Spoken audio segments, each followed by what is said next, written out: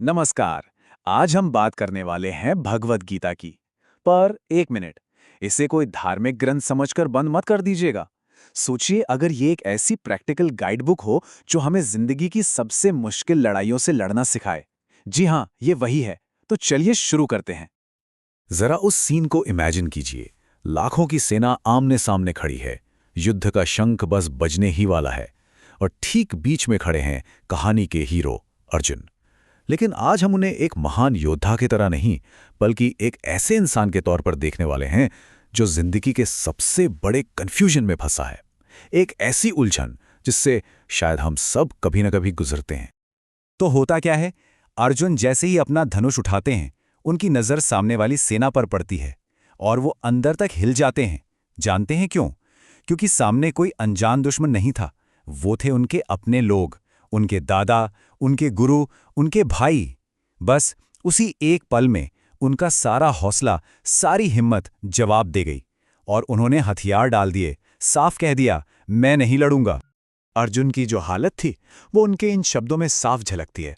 और ये सिर्फ एक योद्धा का दर्द नहीं है, ये हम में से हर उस इंसान की कहानी है जब दिल और दिमाग के बीच जंग छिड़ जाती है।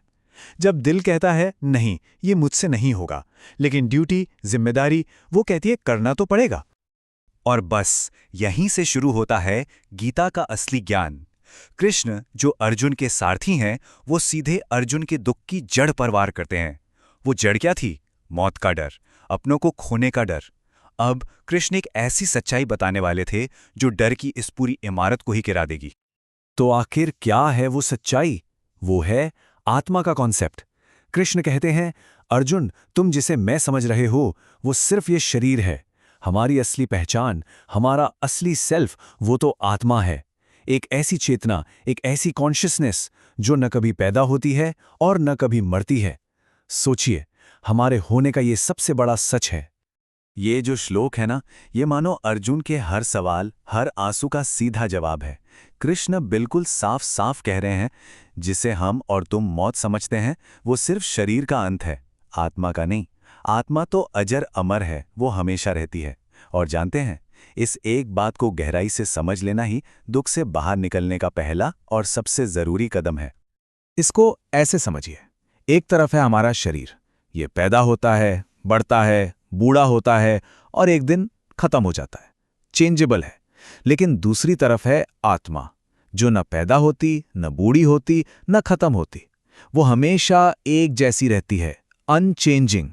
गीता का पूरा सार यही है कि अपनी पहचान इस टेम्पररी, बदलने वाले शरीर से हटाकर उस परमानेंट, कभी न बदलने वाली आत्मा से जोड़ो।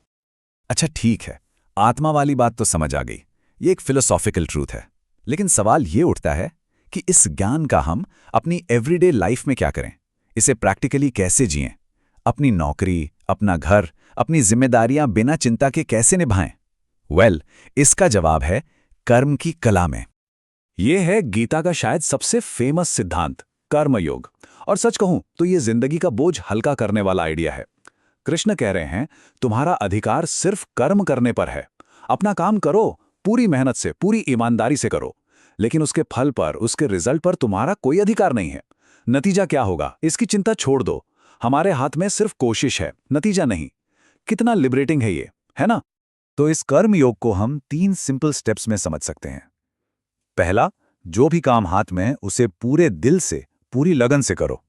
दूसरा, उसके नतीजे से खुद को अलग कर लो, चाहे वो अच्छा हो या बुरा, सक्सेस मिले या फेलियर। और तीसरा, सबसे जरूरी, मैं कर रहा हूं, इस ईगो को, इस अहंकार को छोड़ दो। जब ये 3 चीजें हो जाती हैं, तो हमारा हर काम, चाहे वो कितना भी छोटा क्यों ना हो, एक पूजा बन जाता है। तो ठीक है, हमने सही एक्शन लेना, सही तरीके से काम करना सीख लिया। ये एक बहुत बड़ा स्टेप है। लेकिन क्या यही मंजिल है, या इससे भी आगे, इससे भी ऊंचा कोई रास्ता है? बिल्कुल है।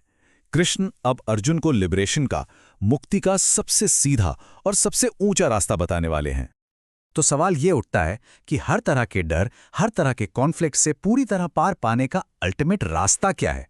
द फाइनल सॉल्यूशन, वो क्या है? और ये है गीता का क्लाइमैक्स, इसका सार। सिर्फ एक शब्द में कहें तो समर्पण। कृष्ण यहां अर्जुन को एक गारंटी दे रहे हैं, एक वादा कर रहे हैं। वो कहते हैं, अपने सारे कर्तव्य, सारी चिंताएं, सब कुछ छोड़कर बस मेरी शरण में आ जाओ। मैं तुम्हें हर पाप, हर बंधन से आजाद कर दूंगा। डरो मत। ये शब्द अपने आप में कितनी बड़ी ताकत है। इसी स्टेट को, इसी अवस्था को कहते हैं कर्म संन्यास। इसका मतलब काम छोड़ना नहीं है, इसका मतलब है काम करने का तरीका बदलना। यहां एक्शन अब सिर्फ एक ड्यूटी या जिम्मेदारी नहीं रह जाता, वो प्रेम बन जाता है, भक्ति बन जाता है। हमारा हर एक काम ईश्वर की सेवा बन जाता है। चलिए अब मुद्दे की बात पर आते हैं। ये सब हजारों साल पुरानी बातें हैं, इनका आज की हमारी मॉडर्न फास्ट पेस्ड जिंदगी से क्या कनेक्शन है? Let's connect the dots. देखते हैं कि गीता का ये ज्ञान हमारी आज की उलझनों को सुलझाने में कैसे मदद कर सकता है। तो इस पूरी चर्चा का निचोड़ क्या है? गीता हमें कुछ बहुत जरूरी बातें याद दिलाती है। पहली, कि हम अपनी जॉब, अपनी प्रॉब्लम्स, अपने शरीर से कहीं ज्यादा हैं, हम वो अमर आत्मा हैं। दूसरी, कि काम में ही खुशी ढूंढो, सिर्फ उसके रिजल्ट में नहीं। इससे कमाल की रेजिलियंस आती है, क्योंकि फिर ना तो सक्सेस सिर पर चढ़ती है और ना ही फेलियर दिल तोड़ता है। और सबसे बड़ी बात, असली आज़ादी मैं, मेरा, मुझे, इस ईगो को छोड़ने में है। ये सारी बातें आज भी उतनी ही रेलेवेंट है जितनी कुरुक्षेत्र के मैदान में थी। और अब आखिर में एक सवाल जो हम सबको खुद से पूछना चाहिए। हम सबकी जिंदगी में कोई ना कोई कुरुक्षेत्र तो होता ही है। ऑफिस का कोई बड़ा चैलेंज, रिश्तों की कोई मुश्किल, या मन के अंदर चलता कोई डर।